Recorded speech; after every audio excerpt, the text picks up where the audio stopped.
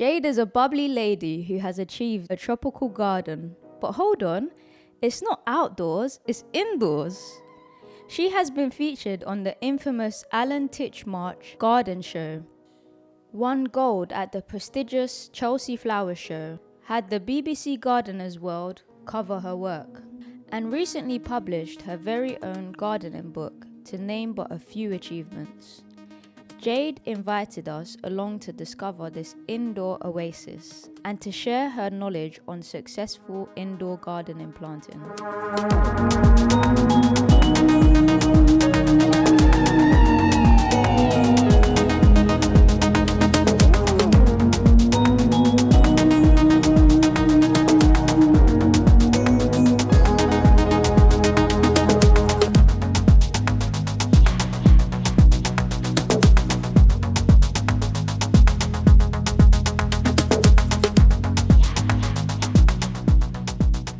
Wow, I'm loving the plants. Thank you so much and welcome to my indoor garden. So this little section, Quessia, is my propagation section. So what I managed to do is I managed to find a second-hand glass cabinet and create it and transform it into a greenhouse cabinet. So I put some grow lights in there, fan. It's a nice, humid, contained area. As you can see, the humidity is 65% in there, which works great for these humidity-loving plants.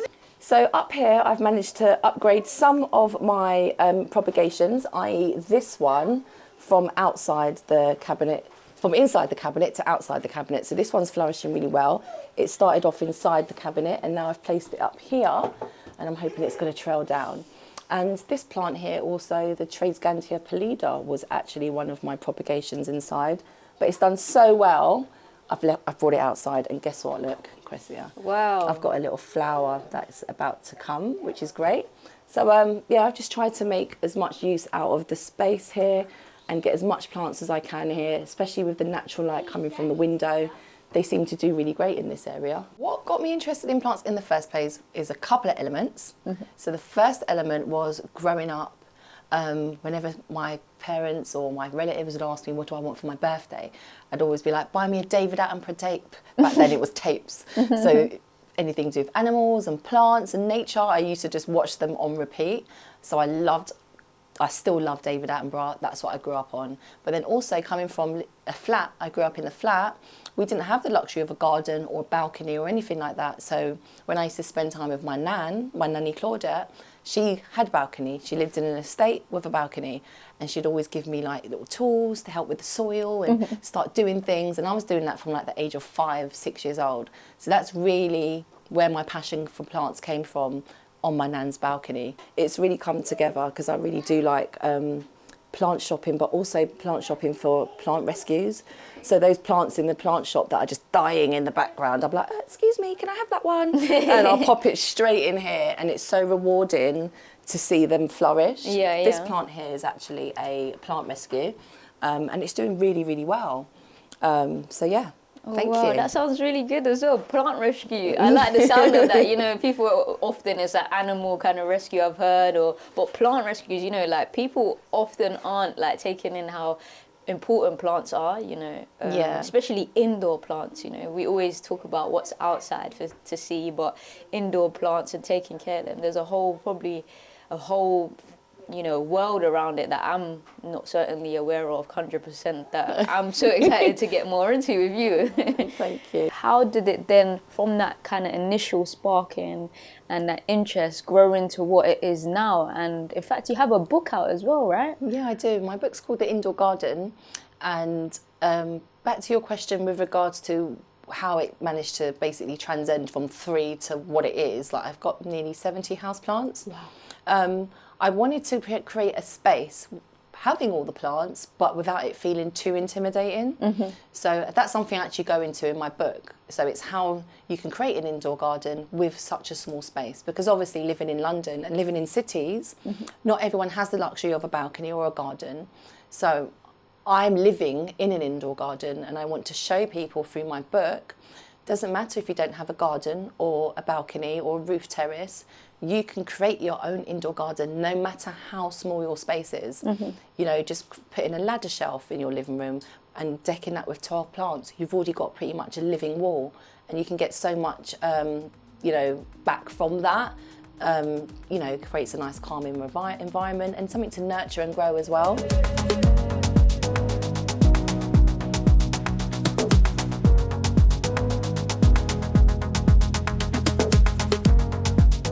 And this is a lovely plant as well. It's like grapes or something. Yeah, so this is the Kalanchoe Lucky Bells. I've been dying to have one of these. My mum has one and I haven't been able to find it until recently. So I had to have that. It's doing really, really well. And I'm looking forward to it flowering as well. But quite difficult because it's a little bit like a succulent, this plant. Almost a little bit cactus succulent-like. So it is one of my tricky plants, but yeah, I really like it too. This one looks like... This is a string of bananas. Oh. So it's part of the succulent family. The more common variety is the string of pearls, which a lot of people will have. But this one is one of the rarer ones. I love the purple stems here. So if you can see how gorgeous those purple stems are. Oh, wow. And I did have some flowers, which have started to die off, but I've got a little bud here. So they bloom tiny little yellow flowers, and the yellow against the purple, I just think it looks absolutely wonderful. So I really love that plant. So with this plant inside this little mini terrarium, this is the Tradescantia zebrina, and it grew all the way up. It was actually trying to burst out. So what I did was I propagated it. I had cut it at the node and stuck them in some soil, my little cuttings, and put them in the greenhouse cabinet, and it started to flourish, and now it's outside of the cabinet. So that's another lovely thing that I love about houseplants. You can propagate them, gift them to friends, you can make plants for free. So this started off in here. Wow. Yeah, no, it must feel like really, really like calming as well, and something that impacts on you mentally, physically, and even spiritually. I feel like, is there a spiritual element to all of this? Definitely, 100%. So I do feel very connected to my houseplants. I don't really often need to check the soil. I can just go by how the plant's looking. I can tell if something's not quite right. So I'm very connected with my houseplants. And yeah, they're just it does create a lovely, tranquil environment, which is nice for the kids as well. And it's just a nice, calming space with the houseplants, I feel. A cheese plant? Yeah, so this is the Monstera Swiss cheese plant. It's doing really, really well here. I've actually tried to attach a orchid at the bottom, so I'm hoping it will flower. That's because orchids are epiphytes, so they can grow out of the soil as well as in the soil. So I thought I would do what it does in the wild and let it attach to the actual moss pole and hopefully grow off the moss pole. But other than that, this is quite a simple display that I've done here. I've got my Cebu Blue plant here, which was actually a plant rescue, which is doing really well here. Can you see, Questia, that some of the leaves look quite blue? It's got like a bit of a bluish tinge to them, as opposed to the rich green. How come as well there's like little holes as well? So there's small little fenestrations in here. So as the plant matures, a bit like the Swiss cheese plant, you'll start to get fenestrations, holes in them. So because it's becoming older now, a lot of these leaves will actually begin to get the holes in them. So that's showing me that the plant is happy, it's doing well, and it's maturing. I like this one right here. This one with the kind of dots on it looks like... These look very tropical in terms of just the even little dots and the kind of imprints. So yeah, this one does give a lovely tropical vibe to indoor spaces. This is a begonia, and it's doing really, really well. I've actually managed to propagate it. So these cuttings came from this plant, and I'm trying to create a brand new plant. So yeah, doing really, really well, that one. In this section, Questia, I've got all of my houseplants that require medium light. So not too much of a strong light. They've got the grow lights, but they're not intense. And they seem to be really flourishing in this area. So why do you use grow lights as well? Is it to kind of, as you say, give like a medium kind of light effect rather than like not too much light like the plants are getting at the window? Yeah, so what I do is, the reason why I use the grow lights is because the plants need a certain amount of light, but they don't need it too strong. So I wouldn't keep all of these plants right by the window. One, because of the temperature, but also with the bright sun, I don't want to scorch the leaves. So to give them just the right amount of consistent light they need, the grow lights are great. It gives them everything they need. The light isn't going to change throughout the day. It's a stable lighting environment for them. So you just said kids, you have kids then? Yeah, I have three. I have a 19-year-old son, a 13-year-old son, and a 12-year-old daughter. So have they always grown up with, you know, like as you've explained you did, with like plants and I guess a holistic approach as well? Because I think that's one of the elements also that I've seen that you incorporate within your practices. Yeah, definitely. So my kids have always been outdoorsy kids. I would say out of my three kids now that they're older, only my daughter really gets involved. The other two are like, no, not doing it. Whereas her, she will, help me water, prune, mist and spray my plants. She's showing more of an interest, which is great. She's very hands-on with it. But with regards to a holistic approach, we are a holistic family anyway. So we're on homeopathy, we use, which is natural remedies to get better if you have an illness. But also we I love essential oils, which are all natural. So anything to do with plants, we really benefit from. A lot of these plants in this area as well, they require humidity. So a bit more humidity than the average house plant. So I've kept all of the humidity loving plants pretty much in the same area, i.e. the Boston fern should really be in the bathroom, but I mist it every day. So what I do is I just give it a good spray just to keep the humidity up and keep the leaves nice and healthy so they don't go crispy, especially during the winter months, because in the winter I've got the heating on, the air can be very dry, it can dry the leaves out. So just to raise the humidity, I give all these plants in this area a good mist twice a day. So I like this. This reminds me of like my hair, the thing that I used to make my hair a bit damp, because it kind of, the way that it even sprays, it's not like too much, but it's kind of like, as you say, a mist. Exactly. Is these types of tools as well, like for your indoor plants, is there like, have you made this yourself, or is there like loads of places that you can buy these types of things? So this is actually a leaf shine product, although the leaf shine product isn't inside. I've written water on the top because it's water. So I've just recycled this bottle and use it as a nice fine mister. However, I do have one which is actually, I bought it on Amazon, it's actually for hair, which is the same fine mister. It's a clear bottle and I just mist all of my plants. But this one's slightly bigger, so I've just recycled this bottle to use for my houseplants.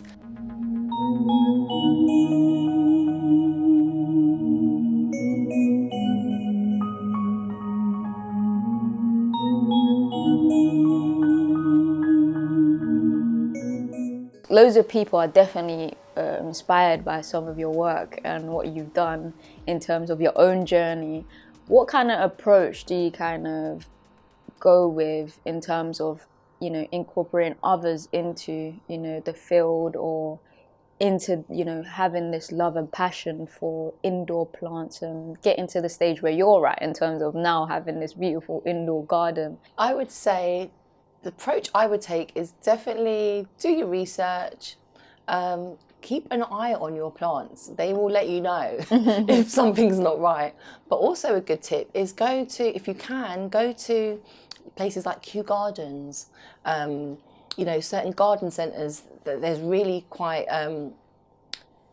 interested in some of the garden centres that I go to, because they'll have like a glass house set up. And as soon as you walk in the glass house, it's really humid and it's like, it smells different. It almost smells like a tropical rainforest. And in those sorts of places, i.e. those sorts of garden centres and Kew Gardens, you get to see the plants in their natural environment. So automatically, you're going to know what you need to provide for your plant. And what about this kind of plant here? Because I guess for some people, they might not, if this wasn't here, they wouldn't recognize that this, is this a plant or is this just supporting the plant? So this is a moss pole. There's a little bit of a story behind this one. This is actually a plant rescue. I'd got it, it wasn't attached to anything. It was actually hanging over and the thing looked dead. And I was like, oh my gosh, I'm gonna rescue you. I knew exactly what plant it was. This is a philodendron silver sword, which is very rare. They're actually extinct in the wild. So what I did was I brought it home, repotted it, attached it to a moss pole, to give it the support that it needs. And guess what? Literally last week, it flowered. This was a flower. But what I didn't know, which I later researched, was the flower was only to last 1 day. So I went to bed, it was closed. I woke up the next day, it was wide open. I was like, oh my gosh, this is amazing, because I wasn't sure what that was. But it only flowers for 1 day. It's closed back and it's never going to return. Another thing I noticed about this plant, in the soil, you've got like some wood chip. Yeah. Does that help with like the growth of, or the environment for the plant? Definitely. So with some plants, they require a bit more of a chunky mix, soil mix. And by adding the bark and perlite and making it quite a chunky mix, it's not so compact. So it allows the roots to breathe. So imagine when I'm watering it, the water's going to drain straight out straight away. Whereas if that was a real solid mix of just, houseplant mix with nothing else in it, it's going to retain a lot of water. It's going to take longer to dry out. The soil's going to stick to the roots. We don't want any of that. Plants need oxygen around the roots. So adding all of these things, these elements, i.e. the bark and the perlite, just makes the mix a lot more lighter for the plant roots. Would you give anyone any tips or advice around, plants, the benefits of it, and especially the fact that it's indoors as well?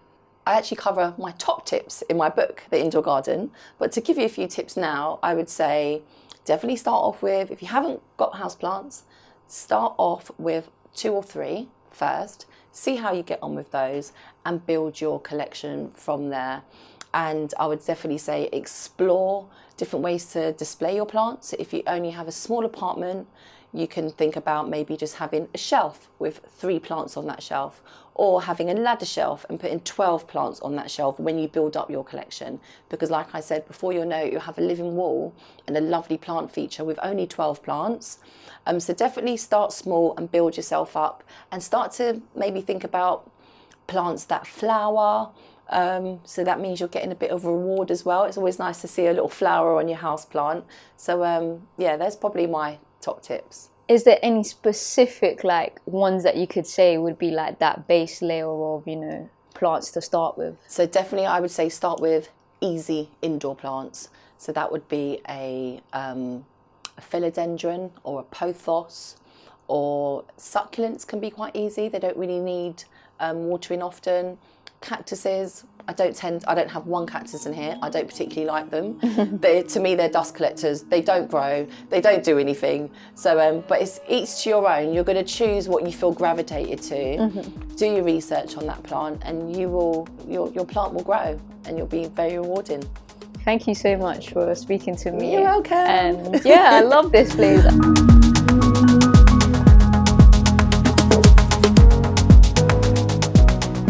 Thank you for watching. At the end of this video series, we'll follow a 10-episode podcast show. So stay tuned for some more amazing nature and holistic game changers.